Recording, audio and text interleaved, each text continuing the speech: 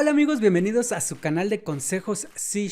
Pues bien, vamos a continuar analizando las opciones que tenemos para crear aplicaciones web con tecnologías Microsoft y poniendo un poco de orden a todas estas opciones para entenderlas mejor. Obviamente con la restricción de usar .NET. En el video anterior analizamos las opciones que tenemos del lado del cliente, es decir, las tecnologías frontend que nos ofrece .NET, como son las páginas SPA, WebAssembly y ASP.NET.MVC. De hecho, muchas de estas opciones como Blazor Server o Razor Pages son páginas que se renderizan del servidor, pero algunas opciones como SPA necesitan algo del lado del cliente que les proporcione la información real, y estas son las tecnologías backend que vamos a ver precisamente el día de hoy. Vamos a comenzar con una breve historia de todas estas tecnologías y después analizaremos las más importantes al día de hoy. Muy bien, comencemos. Microsoft ha creado muchos marcos de desarrollo web a lo largo de los años. Para aclarar las cosas, aquí vamos a ver un breve resumen histórico. Bien, iniciamos nuestro viaje en 1998 cuando Microsoft lanzó las páginas ASP clásicas. Fueron reemplazadas posteriormente por las páginas ASP.NET y ASP.NET Web Forms en 2002, que fueron un éxito en ese momento. Avanzando hacia alrededor del 2005, nuevos marcos como Ruby on Rails ganaron popularidad con el patrón MVC, al que Microsoft respondió en 2007 con su propio marco MVC que llamaron ASP.NET MVC. Esto es alrededor de la época en que se lanzó Silverlight. Este estaba basado en complementos y no en un servidor que representaba HTML o CSS. Algunos quizás recuerden Flash, que también era algo similar, se basaba en complementos. A pesar de que a muchos desarrolladores de .NET les encantó Silverlight, el destino tenía algo más en mente cuando Apple anunció que el iPhone no admitiría complementos. Vaya.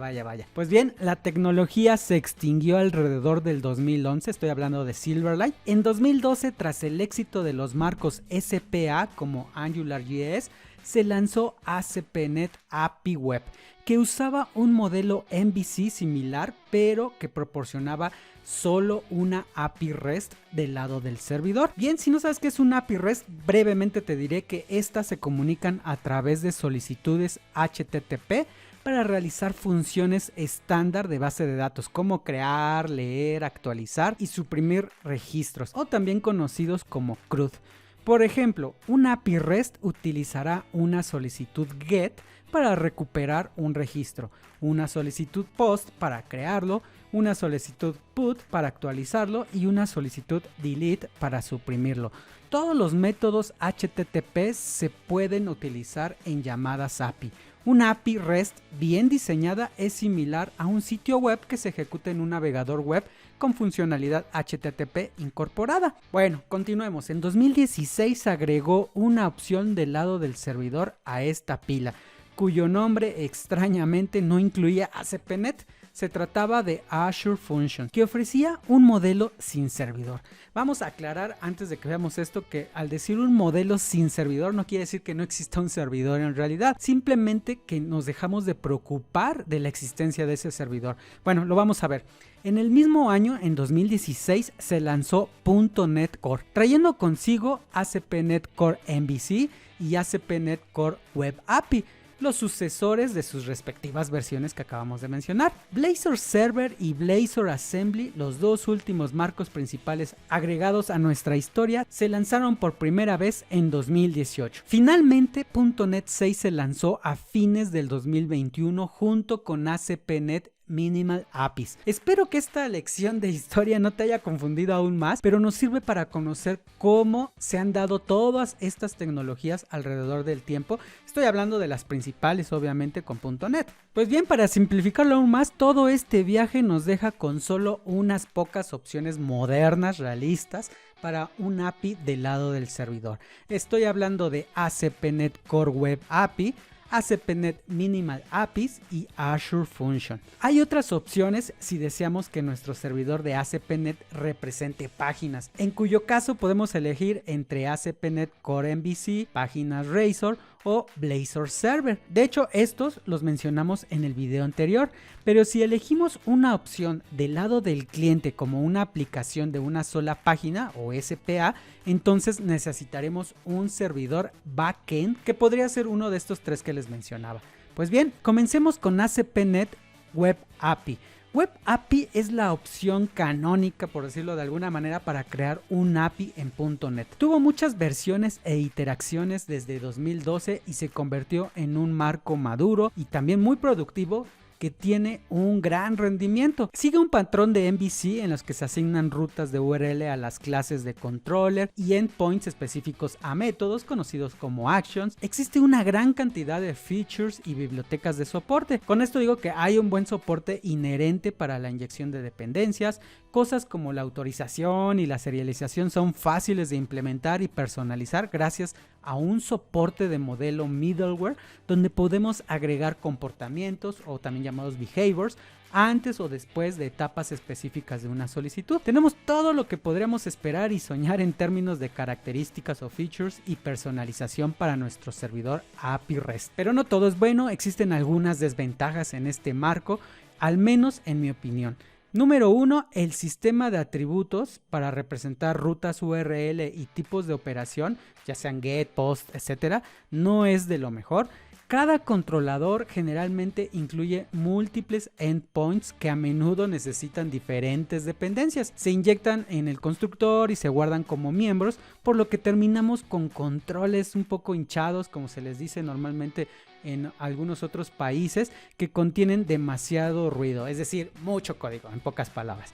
Número 3, hay una gran cantidad de código y mucha ceremonia que requerida para una aplicación simple. Es decir, un simple hola mundo podría implicar mucho código. Si bien este código generalmente es autogenerado por las plantillas de Visual Studio, por ejemplo, aún así es difícil para los recién llegados comprender cómo se unen todas esas partes. Una de las ventajas ya desde .NET 6 es que se redujo un poco toda esta ceremonia, es decir, todo este código que debemos de generar, y ahora el código de algunas clases se modificaron y se cambiaron a otras y se volvió algo un poco más agradable. Bien, veamos ahora ASP.NET Core Minimal APIs. Si alguna vez trabajaste con Node.js, sabes que se necesitan aproximadamente 5 líneas de código para crear una aplicación con un punto de conexión HTTP. Entonces, ¿por qué una simple ASP.NET Web API requiere 5 archivos y docenas de líneas de código? La respuesta es que no es así.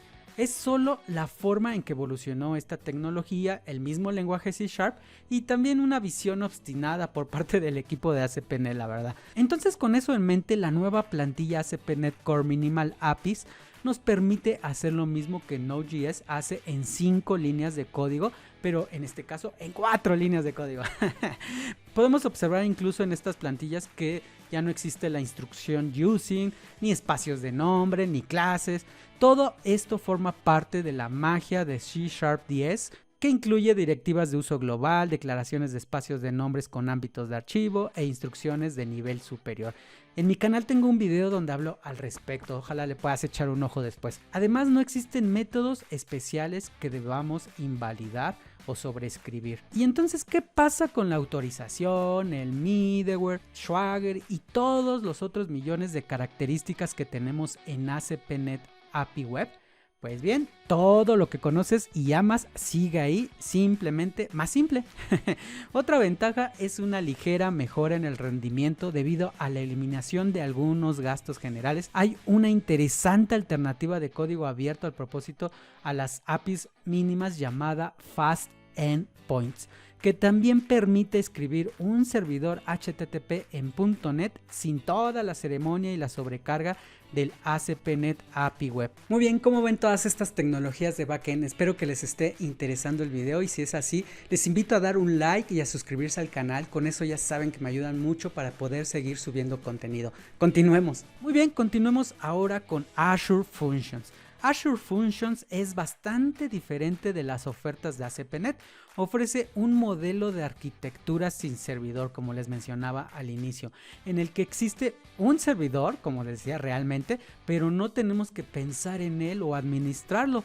nosotros escribimos el código y un servidor aparecerá mágicamente y ejecutará ese código cuando sea necesario. Esto se lo debemos a Azure. Azure escalará automáticamente según la carga de solicitudes, lo que permitirá que muchas instancias de servidor, hasta 200, se ejecuten en paralelo controlando sus solicitudes. Esto es también parte de la magia de la nube con Azure, y bueno, hay otras tecnologías, pero como estamos hablando de Microsoft y Azure Functions, pues obviamente debe ser Azure.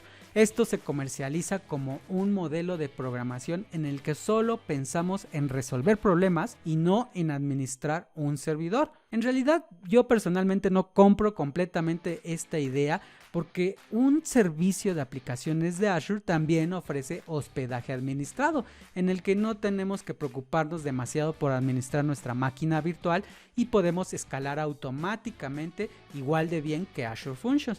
Sin embargo, hay algo que decir sobre las características de Azure Functions que un servicio de aplicación simplemente no proporciona.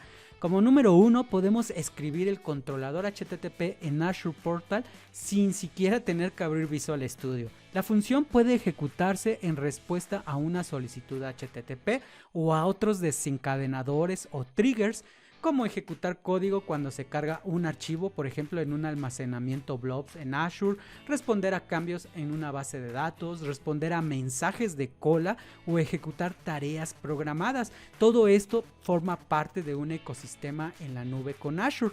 Número 3, podemos desencadenar una serie de funciones utilizando funciones duraderas y crear flujos completos o complejos, mejor dicho, a partir de nuestras funciones, con una activando a otra y transmitiendo el estado. Si ya estás familiarizado con los servicios en la nube, quizá conozcas un servicio de aplicación de Azure que se denomina Web Jobs. Este ha existido desde antes que Azure Functions y permite ejecutar tareas en segundo plano de manera programada.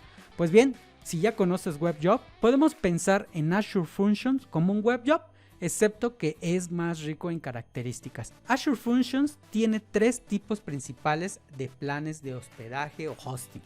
Número 1, el plan de consumo, es el plan predeterminado en el que pagamos solo por el tiempo y los recursos cuando nuestras funciones se están ejecutando. Número 2, el plan de servicio de aplicaciones, o también conocido como plan dedicado, es cuando pagamos por un servicio de aplicación en Azure dedicado que se usa para ejecutar Azure Functions. Y número 3, el plan Premium, que es como un plan de consumo con beneficios extras. Bien, algunos de ustedes que ya están familiarizados con Azure preguntarán qué pasa con Azure Kubernetes Service o AKS y los microservicios. Hemos hablado sobre todas las opciones del lado servidor para nuestras aplicaciones con .NET. Puede tratarse de un API web ASP.NET o una función de Azure, pero Kubernetes es un orquestador para múltiples servicios, no un servidor API como tal. Ahora vamos a hacer una elección.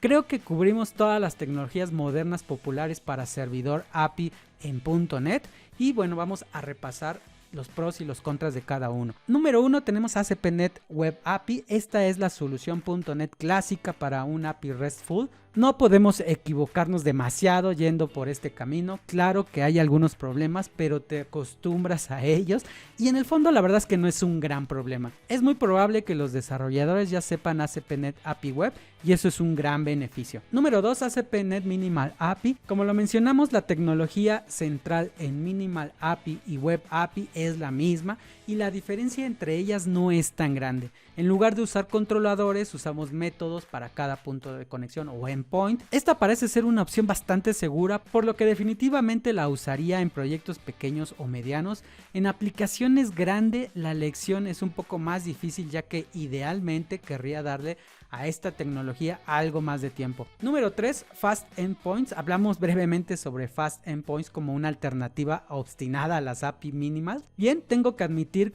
que me encanta el enfoque que adopta esta biblioteca. Todo está muy bien pensado, como la forma de crear una clase, la configuración de enrutamiento, las asignaciones y validaciones, en fin, se basa en el API Minimal, lo que significa menos riesgo. Es más rápida que ASP.NET API Minimal y mucho más rápida que ASP.NET Web API. Su repositorio en GitHub se ve muy bien, con más de 1000 confirmaciones y cientos de problemas cerrados mientras estamos viendo este video. Dicho esto, es difícil usar bibliotecas de código abierto en el universo de .NET. Es un problema conocido con Microsoft haciendo sus propios proyectos para cualquier cosa grande y luego el 99.9% de la comunidad prefiere la versión de Microsoft. Esto significa que los proyectos de código abierto nunca están tan invertidos, me refiero a la inversión, y por lo tanto son más peligrosos de usar. ¿Qué pasa si el equipo que está detrás de Fast Endpoint decide dejar de mantenerlo? Pues bien, no es que otros 20 estén ansiosos por ocupar ese lugar, depende de cada quien tomar ese riesgo. Número 4 tenemos Azure Functions. Creo que debería de haber una muy buena razón para usar Azure Functions como el API de nuestras aplicaciones y vamos a explicar por qué. El desarrollo de ambas soluciones es similar, o sea, escribir funciones y ASP.NET en proyectos de Visual Studio. Publicaremos ambos en Azure de manera similar, ambos pueden ser escalados automáticamente o no. La complejidad de Azure Functions puede ser tan grande o pequeña como una acción en el controller, por ejemplo. La elección debe ser si deseamos un modelo sin servidor o no, como les mencionaba. Tengamos en cuenta que cuando se ejecuta en un plan de consumo, ocasionalmente tendremos que esperar a que nuestras funciones se inicien, como se dice, en frío, lo que puede tardar hasta 10 segundos. No es el fin del mundo, pero tampoco es genial. En cuanto al costo, es menor si tenemos pocas solicitudes, pero en algunos momentos un servicio de aplicaciones o una máquina virtual serán más baratos. Dado que un solo servicio de aplicaciones es bastante barato, también podríamos pagarlo y no preocuparnos por supervisar los costos de Azure Functions. O bien podemos hospedar Azure Functions en un plan de servicio de aplicación, en cuyo caso no tiene mucho sentido usarlo en primer lugar. Muy bien, espero que este video y el anterior te ayuden a seleccionar la mejor tecnología para tu cliente y para tu servidor. En próximos videos espero ahondar un poco más sobre las opciones en Azure. Muy bien, espero que toda la información que vimos les sea de utilidad y lo puedan aplicar a su día a día como programadores. Recuerden que en mi canal tengo algunos otros videos y no olviden suscribirse. Nos vemos en el próximo video.